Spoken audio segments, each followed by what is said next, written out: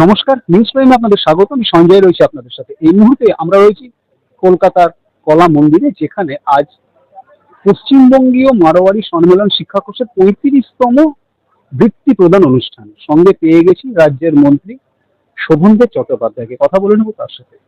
শোভনদেব, প্রথমে তো নিউজ প্রাইমে তোমাকে স্বাগত। পুজো এসে গেছে, প্রথমে শারদীয়ার আগাম শুভেচ্ছা, অভিনন্দন। পশ্চিমবঙ্গীয় মারোয়ারি শিক্ষা সম্মেলন কোষের এই যে 35তম বৃত্তি প্রদান, এই যে স্কুলের বাচ্চাদের, তাদের একটাই মোটো, সবার জন্য শিক্ষা, কি বলবো? আমি এদের অনুষ্ঠানে অনেকদিন ধরেই আসছি। পশ্চিমবঙ্গ পশ্চিমবঙ্গীয় মারোয়ারি বলবো না, পশ্চিমবঙ্গীয় মারোয়ারি সম্মেলন শিক্ষা কোষ, এই প্রতিষ্ঠানের সঙ্গে আমরা অনেকদিন ধরে যুক্ত আছি। আমি অনেকবারই এসেছি এদের অনুষ্ঠানে, বিভিন্ন জায়গায় হয়, এবারে কলা মন্দিরে হচ্ছে। এটা খুব ভালো মহৎ প্রচেষ্টা, সত্যি মহৎ প্রচেষ্টা। কারণ বহু ট্যালেন্টেড স্টুডেন্ট আছে যারা হয়তো ঠিক মতন আর্থিক সাহায্য পেলে তাদের সেই উৎকর্ষ, তাদের সেই উৎপত্তি, তাদের মধ্যে যে ট্যালেন্ট আছে সে তারা বহিঃপ্রকাশ করতে পারে। সেই জন্য এরা একটা অসাধারণ কাজ নিয়েছে হাতে, যে বাংলা তথা ভারতবর্ষের যে বিভিন্ন প্রান্তের মানুষ এখানে আসে, তারা যদি সুশিক্ষা পায়, ভালো শিক্ষা পায় এবং নিজেদের মিলে ধরতে পারে।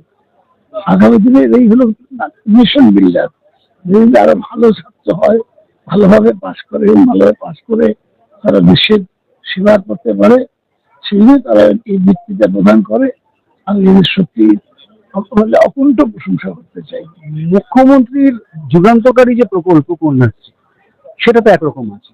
এই যে এরা নিজেদের উদ্যোগে এই যে পিছিয়ে পড়া বা স্কুলের ছেলে মেয়েদের এই যে একটা বৃত্তির মাধ্যমে পড়াশোনার প্রতি আকৃষ্ট করা, বা যাদের ক্ষমতা নেই তাদেরকে সহযোগিতা করা, যদি কোনো রকম সরকারি সহায়তা পায় তাহলে তো আরো অনেক স্কুল এর মধ্যে যুক্ত হতে পারে, এবং সেই সঙ্গে পরবর্তীকালে যাদের মেধা আছে অথচ আর্থিক সঙ্গতি নেই, তারাও তো সহযোগিতা পেতে পারে। না, সেদিক থেকে দেখতে গেলে মুখ্যমন্ত্রী আপনার কন্যাশ্রী প্রকল্প করেছিলেন মেয়েদের জন্য, এবং সেটা ইউনেস্কো এটাকে আমাদের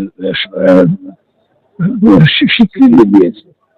এবং যুবকদের আছে নিজেদের ঠিক এইভাবে নেই, তারা পাচ্ছেন একটা ওই পান ব্যাংক থেকে যদি হায়ার এডুকেশনে যান সেইভাবে সাহায্য পান।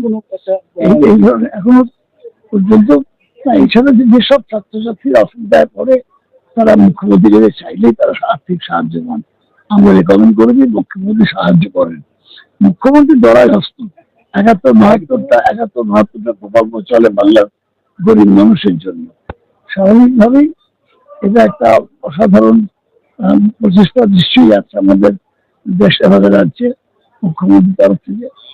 এবং এরকম অনেক এনজিও আছে যারা এরকম সমাজসেবামূলক প্রতিষ্ঠান তারা করে।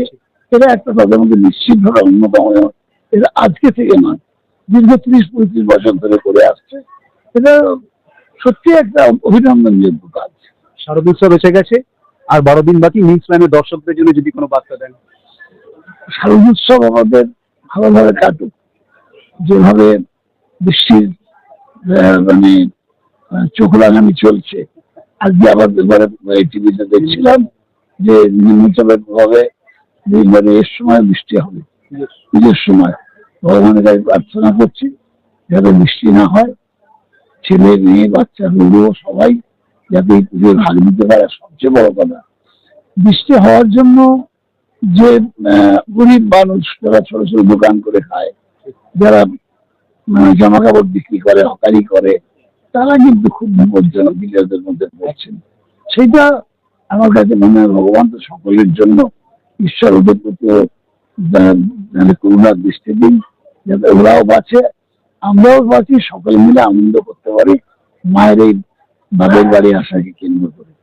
অর্থাৎ যেমনটা রাজ্যের মন্ত্রী শোভনদেব চট্টোপাধ্যায় জানাচ্ছেন যে এই যে উদ্যোগ, এটা এক অত্যন্ত মহান উদ্যোগ, যে শিক্ষার প্রসার, অর্থাৎ সবার জন্য শিক্ষা এবং তাদেরকে সহযোগিতা করা, তাদের পাশে দাঁড়ানো। অর্থাৎ যারা আগামী দিনে ভারত তৈরি করবে, দেশ তৈরি করবে, তাদের পাশে দাঁড়ানোই হচ্ছে সবচেয়ে বড় বিষয়। এবং এই মহতী উদ্যোগকে অত্যন্ত সাধুবাদ জানাচ্ছেন রাজ্যের মন্ত্রী শোভনদেব চট্টোপাধ্যায়। সেই সঙ্গে নিউজ প্রাইমও স্যালুট জানায় এই মহৎ উদ্যোগকে, যার উদ্দেশ্য হচ্ছে সবার জন্য শিক্ষা। ভিডিও জার্নালিস্ট নিউজ প্রাইমের জন্য সঞ্জয় সাহা, কলকাতা।